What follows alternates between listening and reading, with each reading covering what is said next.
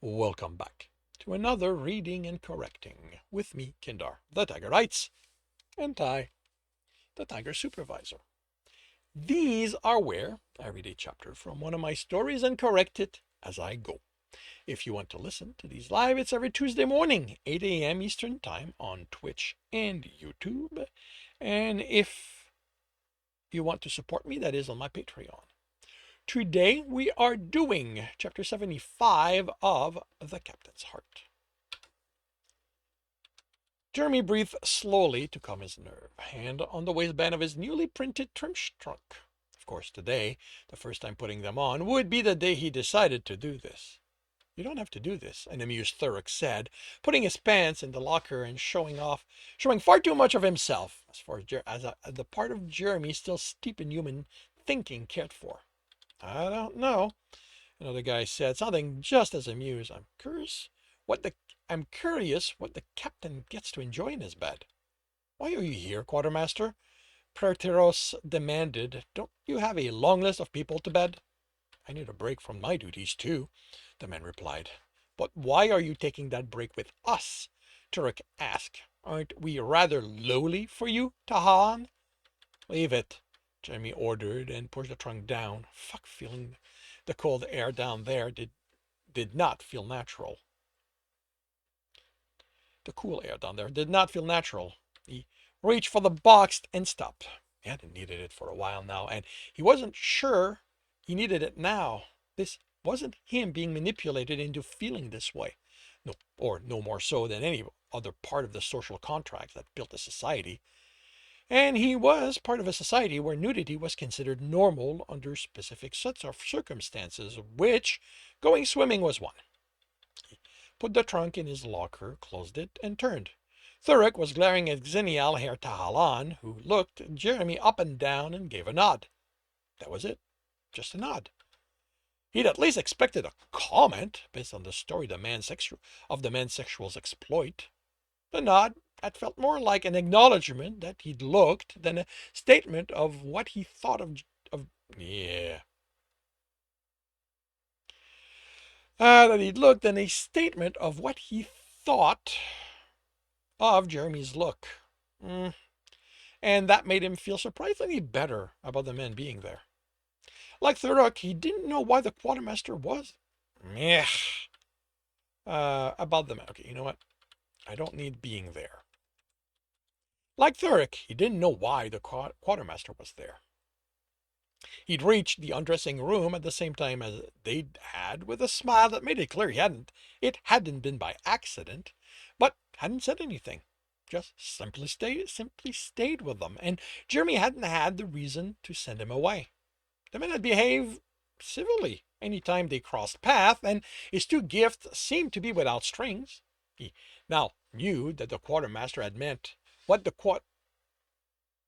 he now knew what the quarter had meant by being Alan, which was what Kelsirian called their pirates, and why it caused him trouble, and why Thurrock was suspicious of anything he did, but Gralgiran wouldn't let him stay if he was a real threat. I'm ready, he said, trying not to look Praeteros over as he turned to head for the exit. He was lean, and the brown striping on the back in the black fur going down to his groin and legs. He was lean. Okay, I'm pretty sure I was going his fur. He was lean. The brown striping in the black fur going down to his groin and legs. He only really had his heart to judge cocks by, that's plural. But his looked longer. He had purposely avoided the sex ballads when he'd come across them in the catalogue. Then he was looking ahead, his two friends and the quartermaster at his side.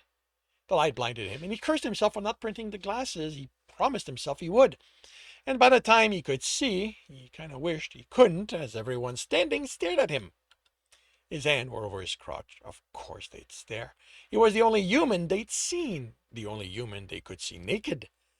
The box was so tempting to deal with this discomfort, but this was his. He had to own it and deal with it. He moved his hand away, squared his shoulder, and stepped onto the hot sand towards the water. The stares didn't stop. Every new person who noticed him looked. Some openly leered. A few of those stepped in this direction, but Thurrock interposed himself. There was a commotion behind him, and he looked over his shoulder to see the quartermaster sending a muscular man down to the sand. The quartermaster smiled, dusting his hand as he straightened. I explained that you wouldn't be interested, but he insisted that as soon as you knew his short name, you'd follow him home.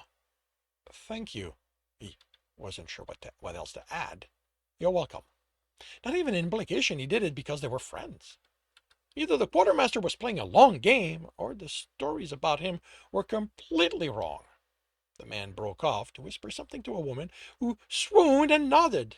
He returned, sporting an erection and a smile filled with pride. Well, at least partially wrong.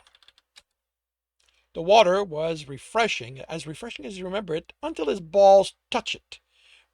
Then it felt ice cold. How did having fabric covering them change the water's temperature? He dunked himself, and having his cock floating freely was another odd experience. A good one. Maybe too good. It wasn't floating about anymore. He'd have to avoid standing for a while. I hear, the quartermaster said, sitting next to him, that you can hold your breath for quite a while. Tahalan, Thurrock warned. You should have brought your mate if you're so needy you think we're all looking for sex at the moment. Not all, just you. With a smirk and roll of the eye, the quartermaster motioned to the water around them. I'd just like a demonstration. 5 minutes sounds like someone boasted. More like an impossibility. Praeteros said, I don't mean to you lied, Jeremy, but your lungs don't look that much larger than ours. With a shrug, he held his nose closed and leaned back until his head was under water. He had to raise his legs to keep from floating, and he was certain he looked ridiculous, but it served as a demonstration. He figured he crossed a minute when the people gathered. 2 minutes when the noise of them being impressed turned to dismay. He didn't think he'd crossed 3 when the sound grew concerned. He batted the hands away before they could pull him out. He pushed himself until his lungs clamored for air before sitting up and gasping. 6 minutes, 3 seconds. Someone whispered in awe. A personal best, if he said so himself. I'm sorry for ever doubting you, Praeteros said. I'm thinking that story about how you stopped that reactor wasn't an exaggeration, Thurrock said. You thought I made that up? Jeremy replied. You know what? I actually don't need that. I thought you were trying to impress an alien you'd only recently met, so he wouldn't question how you went about repairing the reactor. What story? The quartermaster asked. He reached into the antimatter holding chamber to pull the container out, Thurrock said, before Jeremy could. He wouldn't have made it sound like such an impressive thing. I'm not sure I get it. The antimatter was still in its container, right? You pull that out, the reactor has nothing to react. The reactor was in an overheating spiral, Jeremy said with a shrug. The container would have melted if I didn't do something. And then, well, boom. Didn't they install a shutdown switch? The quartermaster asked, dismayed. It was my experimental design. I counted on the scientists using common sense when using it for their experiments. I should have known better. That, Praeteros stated, is why the engineer doesn't let anyone touch his reactor. Jeremy pushed himself forward so that when he stood, his junk remained underwater. Well, I didn't come here to talk about work. I'm going to swim. You guys are welcome to have your fun. He paused and turning and looked over at the quartermaster. I'm not speaking on your behalf if you do anything that gets you arrested. I would never get caught doing something like that, he replied. Then how is it you always end up in a cell? Praeteros asked. Because I like it there, the quartermaster replied smugly. And then, Xenial Tahalan said, the dumb brute of my cousin just stands there, that blade through his arm as if nothing had happened, and slapped the Tahornian across the room. The others chuckled as they ate, which told Jeremy he lacked the context to understand the humor, but he was too surprised by the realization that somewhere along the day in the water, him showing them in the is him showing them is okay in progress. In progress, wait machine, and now them at the restaurant enjoying a meal. The man's title had gone away from how we thought of him, which meant he considered him more than an acquaintance now. And what about you, Hunter? Xenial Hertahalan asked. What has any of your has what has any of your packs done that is stupidity masquerading as bravery? Was that what made the story humorous? Hunters don't act stupidly. Turks replied with enough offense. Jeremy was concerned this would escalate, but then he grinned. But there was this packmate on my first deployment on the front line. We were fresh out of training, and I still think the only way he was allowed to leave the training grounds was that the betas there had grown bored with him in their bed.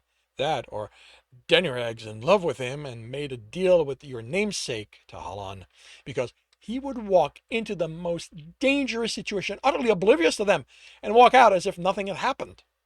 The disdain that marked his friend's use of the name had gone away by the time they'd left the reservoir. How do you think he's finding the forest? Xenial Hertalan asked. Thurk shrugged. Last I heard, a bit had taken a fancy to him and made him a very personal assistant. Wait, the quartermaster said. A hunter taking advantage of their position? We're as flawed as anyone else. Don't let the fact my alpha is such an honor to his namesake make you think all hunters are without faults. And how is your beta training treating you? Jeremy asked with a grin. Just as well as that old packmate? Thurk groaned. Don't I wish? It's been hours of doing going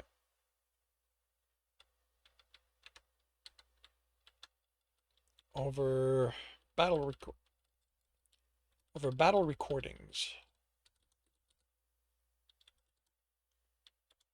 When my shift in engineering is over, evaluating them, how I would have handled them. If not that, it's reading files and having to give my opinion on the kind of hunters they are, what pack they should be in, what kind of deployment would best fit them. He rested his hand on the table. I just want to hunt, he implored. The Father to us all has a higher aspiration for you, Zinnia Haltalan said, and received a glare in return. How common is it for someone to be named after a god? Jeremy asked. Not that common anymore, Prateros answered. It's more common among hunters, Turok said. We are the gods' warriors, so we tend to come from traditionalist families. Those who want to protect Kelsir, but aren't that inclined towards the god, join the military. You'll also find a lot of them among the Halans, the Tahalan said. But with us, it's because we're trying to incur the god's favor. Which clearly works, Prateros said, looking at the men pointedly. He laughed. Don't take me warming my namesake's bed to be how it is with all of them. I wasn't the only one my mother named for him. I didn't see any of them when we encountered my family. I know how to please Zinilahan. I don't just expect him to look after me for no reason. So the fact that among my small circle of friends, 2 of them are named for a god, it's not that unusual? Of course not. Thurk said while Xenia Ertalahan stared at Jeremy. You have to have friends like us in your life. Xenia Ertalahan, Jeremy said as they exited the restaurant, making the change in status official. It was nice having you hang out with us. The man smiled. You know you can shorten it some more. Take what's offered and be grateful for it before I go back to calling you quartermaster. And you can call me Jeremy Bradshaw. The man placed a hand on his heart. I will honor the privilege you bestow on me. Just don't get any ideas. I have heard what you said about getting me into your bed. That was a me who didn't know you, Jeremy Bradshaw. A me who would have mourned the friendship he'd have thrown away for the simple pleasure of sex. He gave a quick bow. But speaking of that, I did promise this female I met on the sand. I'd visit her today. I have an enjoyable rest of the day. He turned and left. Jimmy waited until he was well out of earshot. What do you think he's planning? He asked his two other friends.